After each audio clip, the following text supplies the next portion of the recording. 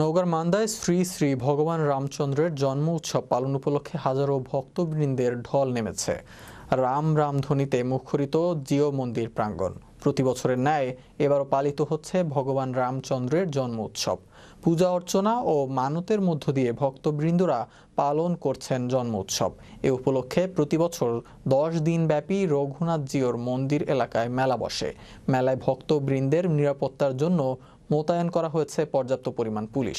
প্রথম দিনে মেলা পরিদর্শন করেন রাজশাহী বিভাগের সহকারী ভারতীয় হাই কমিশনার মনোজ কুমার, স্থানীয় সংসদ সদস্য ব্রহানি সুলতান মাহমুদ গামা এমপি সহ দলীয় নেতৃবৃন্দ।